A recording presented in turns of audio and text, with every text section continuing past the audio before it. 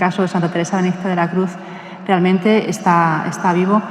Cuando hablaba con el padre Juan Carlos de qué título poner al encuentro de esta tarde, hablábamos si poner del resucitado o poner del crucificado. Era duda que yo tenía, porque hablamos de Santa Teresa Benedicta de la Cruz.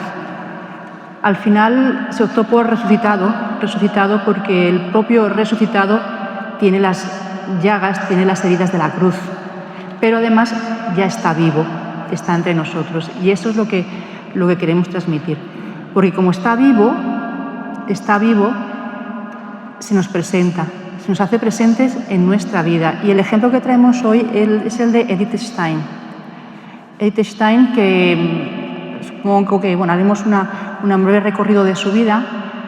Edith Stein es de nacimiento de familia judía, y en un cierto momento de su vida, que luego veremos, se vuelve agnóstica, que no atea, y por fin, al cabo de los años, da un paso a la fe católica. Yo también esta mañana pensando y rezando, esta mañana vengo de la tumba de San Juan de la Cruz, es una gran referente para Edith Stein, y se celebra el jubileo. Animo a la parroquia que vayamos. Estupendo. Venga, del equipo, muy bien. Y entonces, ¿qué es lo que...? Yo pensaba en San Pablo. Pensaba en la importancia en San Pablo, por ejemplo, que tuvo una conversión muy fuerte de un momento, y diría, no, pero es que Edith Stein no fue así. Y creo que eso es importante transmitirlo, porque podemos pensar que todas las conversiones importantes son como las de San Pablo, de un instante, y eso nos cambia la vida. Y de hecho, de Edith Stein se dice eso. Se dice que en una noche leyó el libro de Santa Teresa de Ávila y que ¡bum!, se cambió, católica. Y eso no es así, porque puede ser, claro, San Pablo le pasó, pero en Edith Stein no fue así. Y creo que eso es importante transmitirlo, y más ahora en tiempo de Pascua, que para ella es muy importante, este tiempo después de Semana Santa. Es muy importante transmitirlo así porque quiere decir, leyendo su vida, que Dios se hace presente en nuestra vida aunque nosotros no nos demos cuenta, o incluso si no queremos, porque eso pasó con Edith Stein. Ella no creía en Dios, pero Dios sí creía en ella.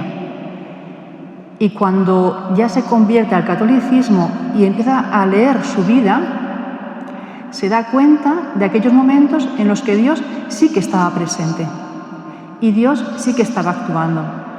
Es decir, que ese resucitado vivo se hacía presente en su vida.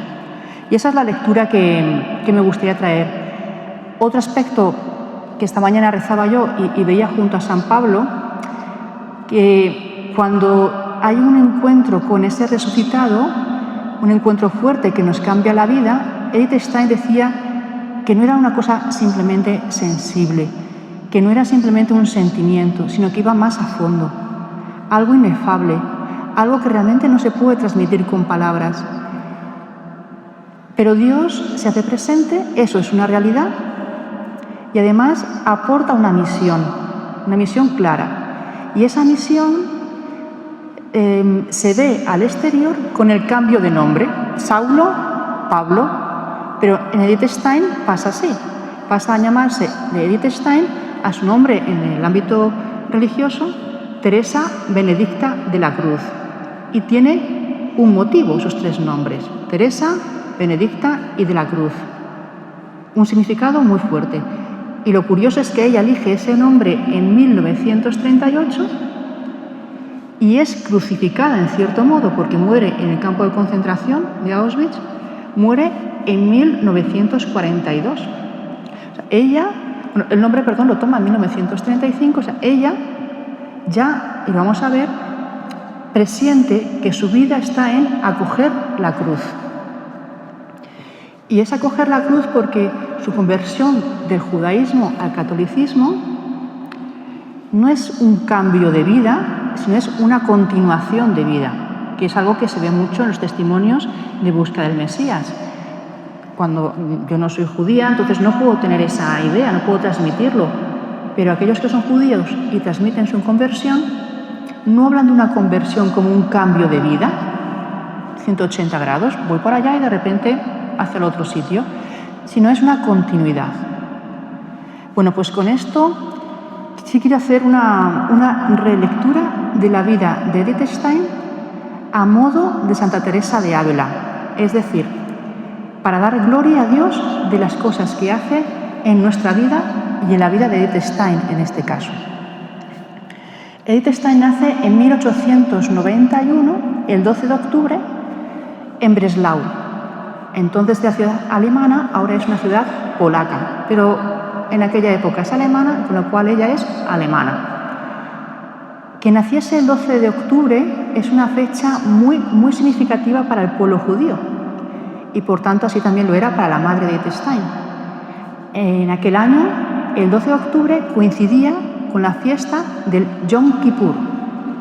La fiesta del Yom Kippur es una gran fiesta judía de expiación de los pecados.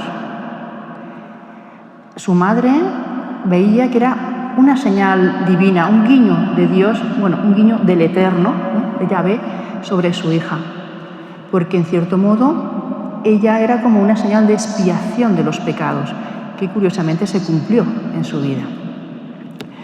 En ese tiempo pues nace en una familia judía, con tradiciones judías, con fiestas judías y vida judía.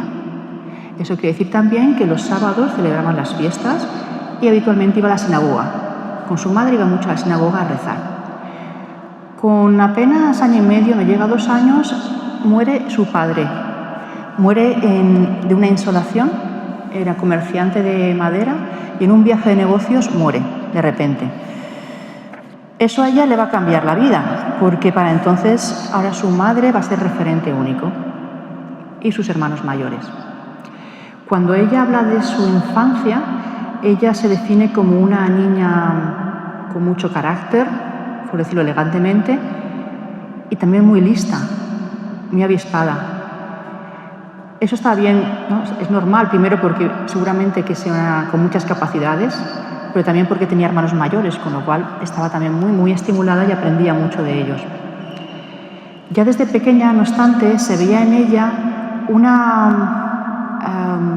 algo diferente.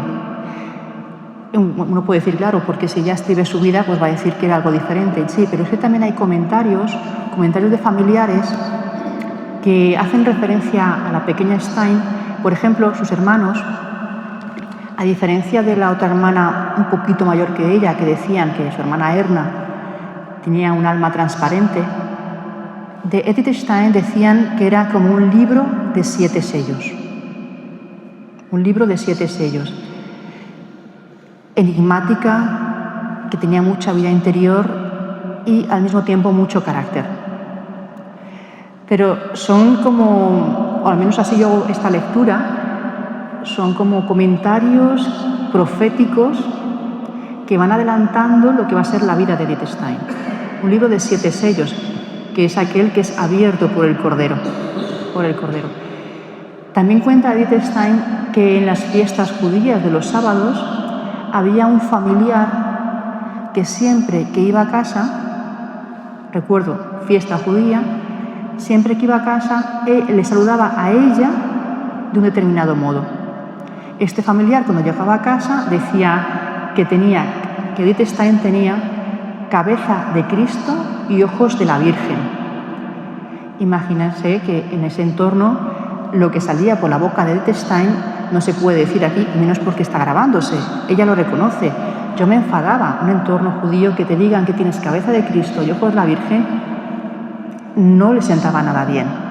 ¿Qué verían en ella? Es el gran misterio, ¿no? ¿Qué es lo que verían en ella? Dios iba haciendo.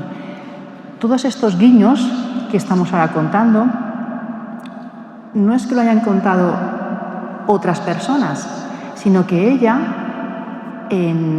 unos meses antes de entrar en el Carmelo, con 40 años casi, escribe su autobiografía y es cuando plasma estos detalles, porque ya es capaz de asociar que aquello eran guiños de Dios. Bueno, pues ella sigue avanzando, muy lista, entra en la escuela porque era muy inteligente y quería ir a trabajar, quería ir a estudiar. Y llega un momento también en su vida que no encuentra el sentido de la fe judía. ¿Por qué? Porque hay dos tíos, uno materno y otro paterno, que con una diferencia de un año se suicidan.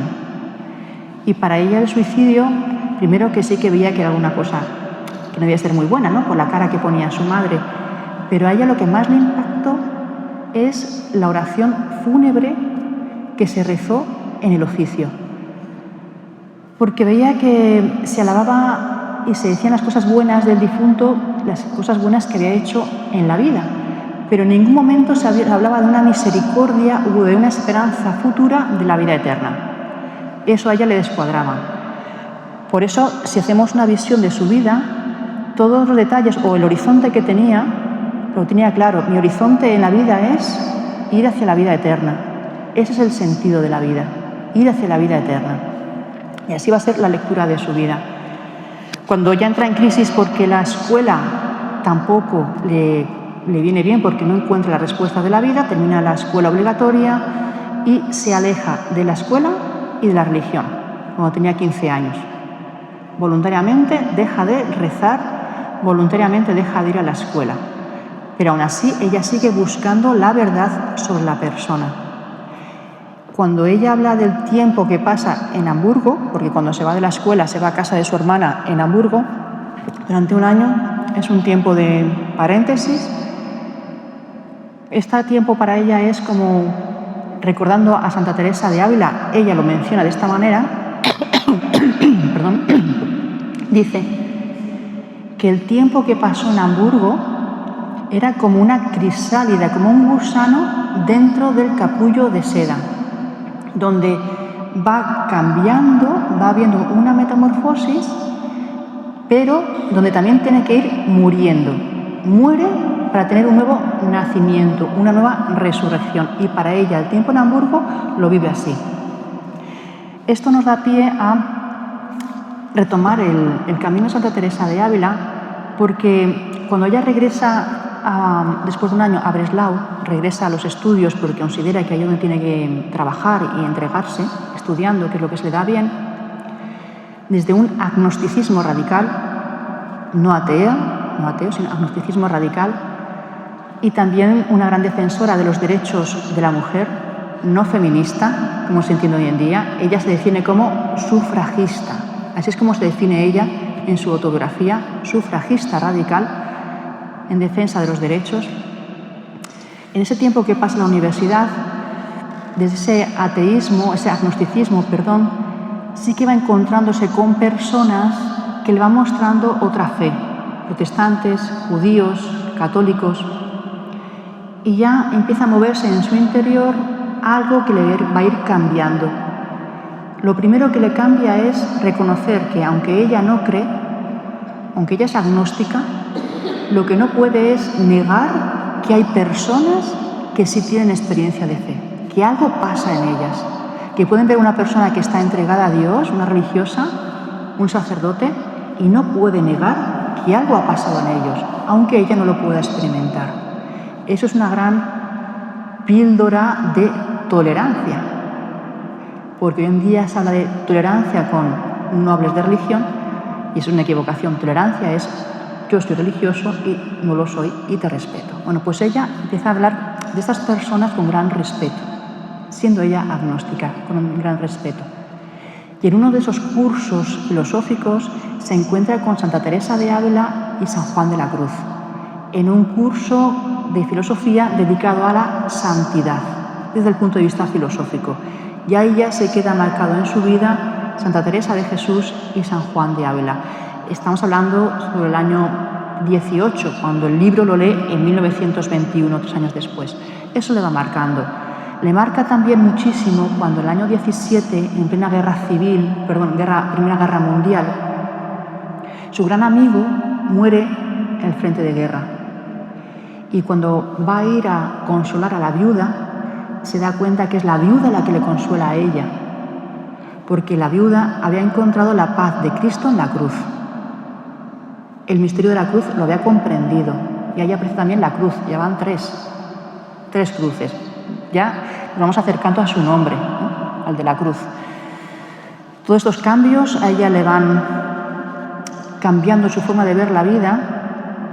Incluso antes también de leer a Santa Teresa de Ávila, cuenta que cuando están preparando la boda de su hermana Erna, en casa están buscando un rincón para hacer las fotografías de los novios y eligen su escritorio, el dormitorio donde está el escritorio de Edith Stein, con una butaca muy buena, muy grande.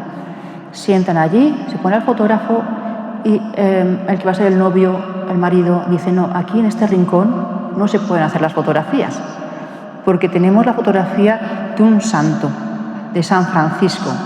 También lo mismo, imagínense una casa judía, un cuadro de San Francisco. Ahí ya uno ya va viendo por dónde va asomando Edith Stein. Sin embargo, dice Edith Stein, ella insiste, no, la fotografía se tiene que hacer ahí. Y cuenta en su diario: yo quería que la fotografía se hiciese en ese rincón porque así el matrimonio estaba bendecido por San Francisco, aunque ellos no lo supiesen, decía, ¿no? Y entonces ahí se hacen las fotografías. Con este corazón deseoso de Dios, se traslada a una casa de campo de una mujer que se llama Hedwig Conrad Martius, Hedwig, que es importante el nombre, y se lleva consigo el libro de la vida de Santa Teresa de Ávila, que la viuda Reinach le había regalado. Y estando allí en la casa de campo, lee el libro y ahí se decide entrar en la Iglesia católica, porque hasta entonces tenía ya un santo, ya visitaba iglesias protestantes, visitaba iglesias católicas, sabía que Dios existía. Lo que no sabía era dónde estaba ese Dios, quién era ese Dios. Y cuando cierra el libro de Santa Teresa de Ávila es cuando dice: aquí termina mi búsqueda de la verdad. En el resucitado está la verdad. Cierra el libro, después de toda la noche, al día siguiente se compra un misal y se va a la parroquia, a la Eucaristía. Lo primero que hace es irse a la Eucaristía.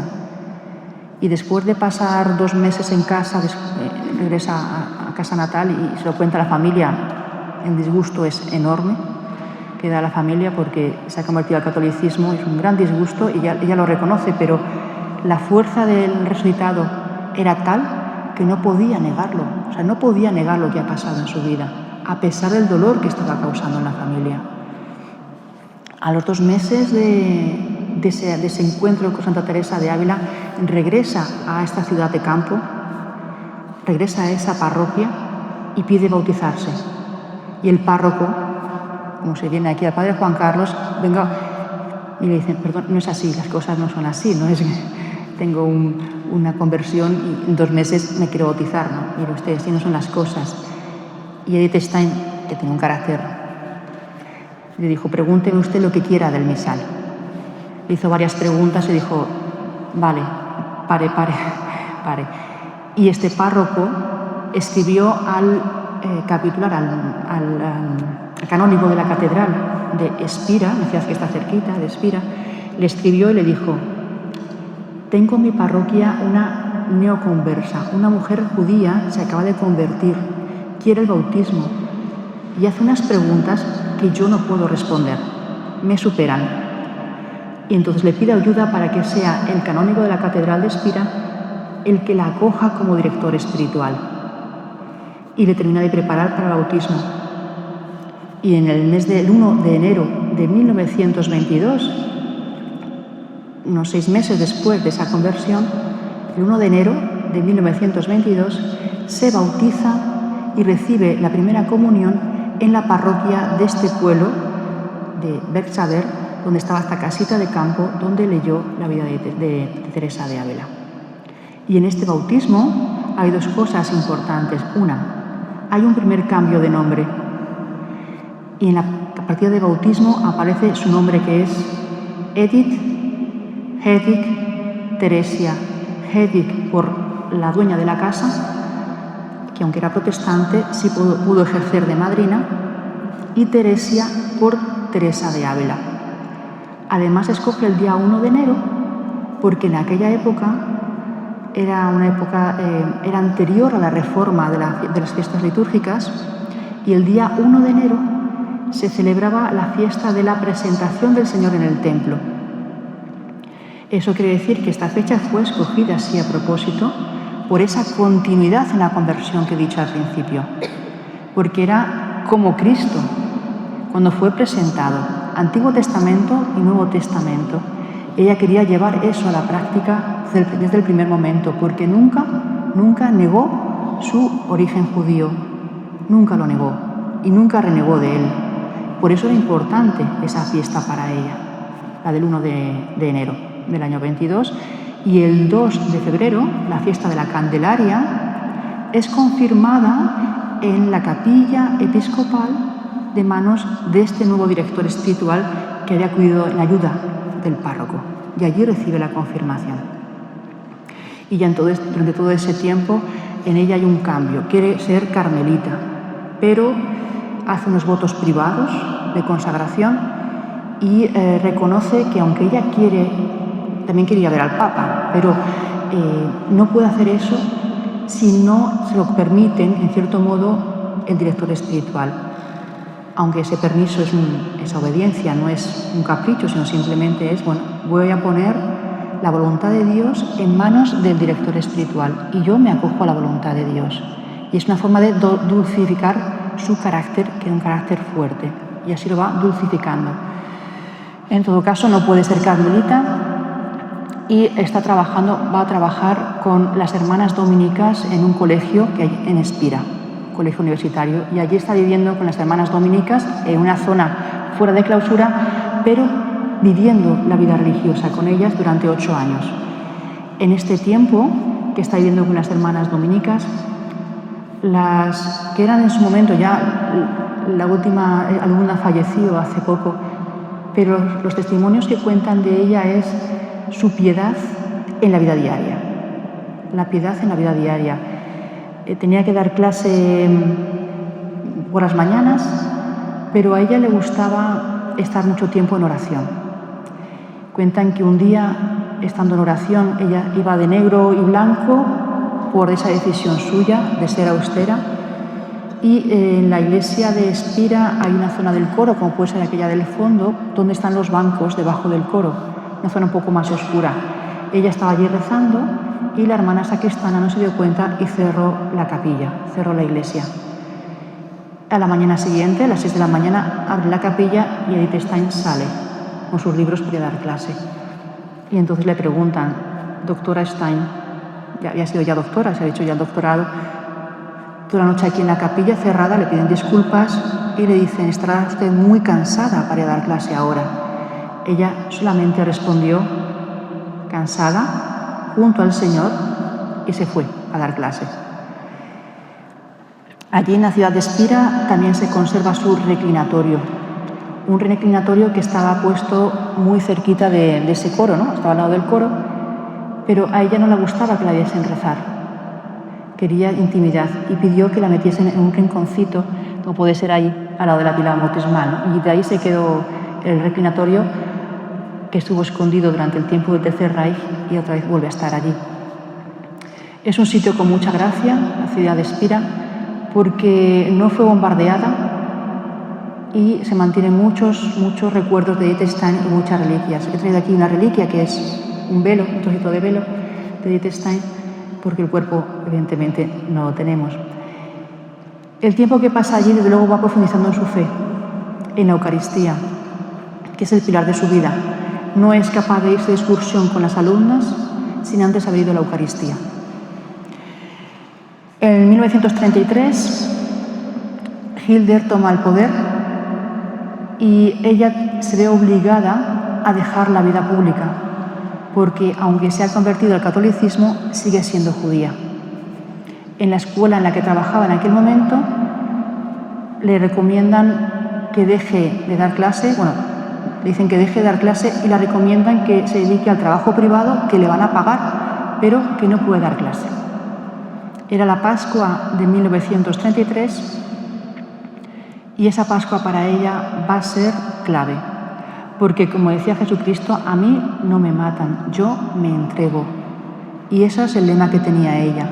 Se fue a rezar y estando en oración el Jueves Santo, ella pidió al crucificado llevar la cruz que en ese momento caía sobre el pueblo judío. Cuando sale de estar en oración, reconoce que Dios la ha escuchado, pero que no sabe cuál va a ser esa cruz, pero sabe que va a haber una cruz. Una semana después, también estando casualmente el domingo del Buen Pastor, estando en oración, pide al Señor que le diga lo que tiene que hacer con su vida, que no saldrá de la capilla. Imagínense el carácter que tiene Edith Stein, que es que incluso a Dios le pone normas. Le pide no salir de la capilla hasta que no le diga qué es lo que tiene que hacer. Y estando allí en oración, el domingo del Buen Pastor, sabe en su corazón que tiene que ser por fin carmelita, que es el momento de dejar la vida pública y hacerse carmelita. Por eso dice, a mí no me echan del centro de estudios, soy yo la que me voy. Ahí queda eso, casi española, ¿eh? Ahí queda eso. Así que va al centro de estudios y se despide, se va de allí. Pide entrar en el Carmelo de Colonia y se lo conceden.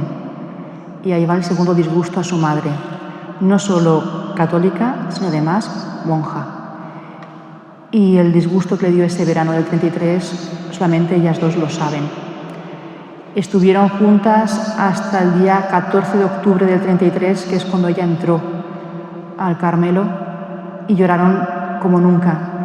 Pero cuenta que en la sinagoga, le acompañaba también ella en la sinagoga, Edith Stein, a su madre, que su madre leía, hacía el oficio judío y ella leía los salmos. La madre reconocía que la piedad que tenía Edith Stein era como nunca, pero aún así no entendía qué iba a hacer. Pues a pesar de no entender a su hija, nunca más volvió a hablar con ella. Aunque Edith Stein le envió cartas, nunca más habló con Edith Stein, con su hija. A pesar de eso, cuando se despiden en el tren, la madre le da la bendición y le dice, el Eterno te asista. El Eterno te asista. Es bonito porque al final la madre, sin llegar a comprender, le acompaña. Y ya empieza el camino de Edith Stein en el Carmelo de Colonia. Y llega el año 34, cuando toma el hábito como novicia y cambia su nombre. Al cambiar el nombre se llamará Teresa Benedicta de la Cruz. Teresa por Teresa de Ávila, Benedicta por San Benito, la regla de San Benito, ese director, uno de los directores espirituales, o el lugar incluso donde ella había hecho los votos privados, como consagrada en el mundo, era la abadía de Boiron, una abadía benedictina. Era muy importante en su vida consagrada los benedictinos. Y de la Cruz, por Santa Teresa de Ávila, San Juan de la Cruz, y porque sabía que Dios la había escuchado para llevar la cruz del pueblo judío. Ella se definía a sí misma como la nueva Esther, aquella que había nacido en el Yom Kippur y que se iba a ofrecer por la expiación del pueblo judío. La vida que tiene como carmelita es muy extensa, con una gran profundidad espiritual, pero lo que yo quiero resaltar ahora mismo aquí es de la cruz. Es como Dios fue haciendo ese camino dentro de ella. Una cosa que es muy importante de Edith Stein, que encontró en Santa Teresa de Ávila, y yo creo que ese fue el punto de unión, es la vida interior. Ella cuenta que sus reflexiones filosóficas sobre cómo estábamos organizados nosotros, cómo era nuestro alma, era lo mismo que había hecho Santa Teresa de Ávila cuando habla de las moradas, del castillo interior, de esas 7 moradas. Y encuentra que es lo mismo. La diferencia es que Santa Teresa de Ávila había llegado a esas conclusiones desde el punto de vista teológico, desde una ciencia sobrenatural. Pero comprende que esa es la vida, que el Eterno no está más allá. También es verdad que es muy amiga de San Agustín, sino que el Eterno, Dios, habita en nosotros. Y todo ese camino de crecimiento, de encuentro con el resucitado, está dentro de nosotros. Por eso utiliza mucho la imagen del castillo interior. Mucho. Y todo este camino espiritual, desde que ella está fuera, en esas primeras moradas, cuando está escuchando a Dios, pero todavía está en el mundo, o en esa segunda morada, cuando ya ha encontrado a Dios y empieza a tener ya palabras de Dios, consuelos con el Evangelio, va creciendo y va entrando poco a poco en esas moradas interiores, hasta que en sus últimos años, por lo que ella va contando, se ve claramente que ella ha llegado a las últimas moradas, a esa unión con el esposo. De hecho, cuando 9 meses antes de ser arrestada, escribe un libro, Ciencia de la Cruz, es el último que escribe sobre San Juan de la Cruz. Y en ese libro habla que la cruz, la ciencia de la cruz, es vivir sabiendo que la cruz es la cruz gloriosa, que eso significa que vamos dejando que Dios crezca dentro de nosotros.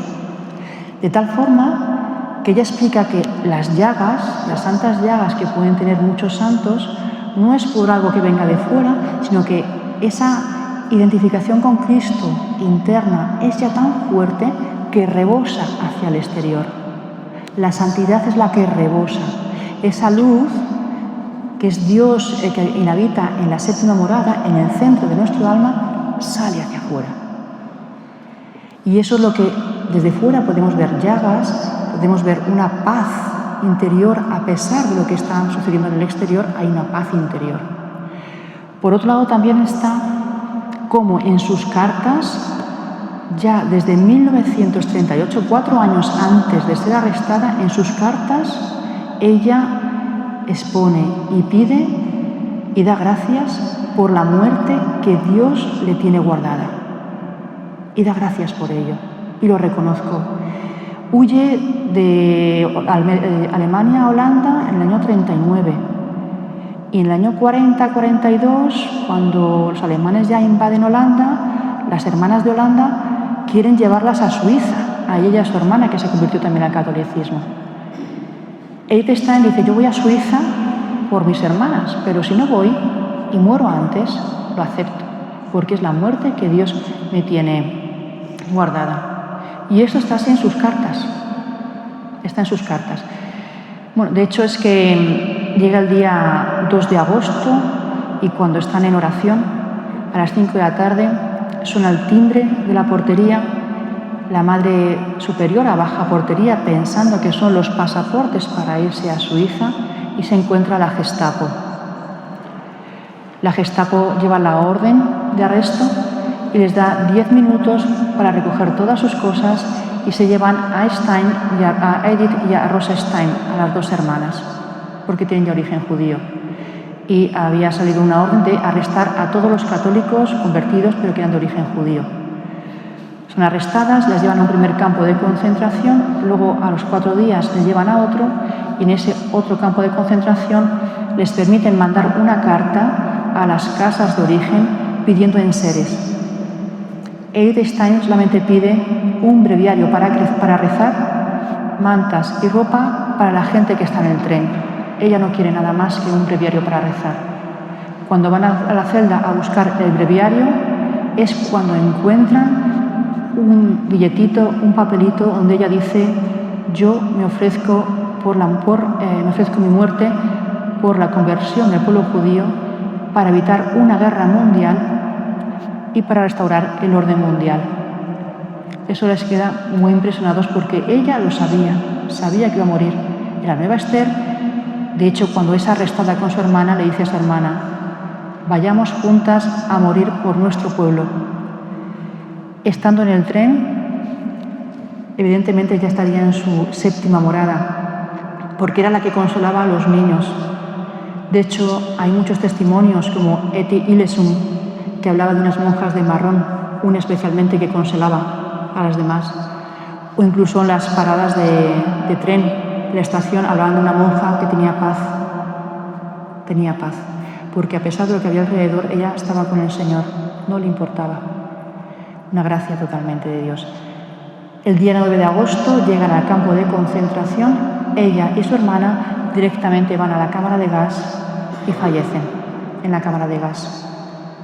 Pero eso no se sabe hasta el año 50, que la Cruz Roja publica el listado de las personas que han ido a la cámara de gas. Cada uno tenía un número y está ahí el número de Rosenstein y Edith Stein. Y es cuando ya certifican la muerte. Hasta entonces nadie sabía nada de ellas, estaban perdidas.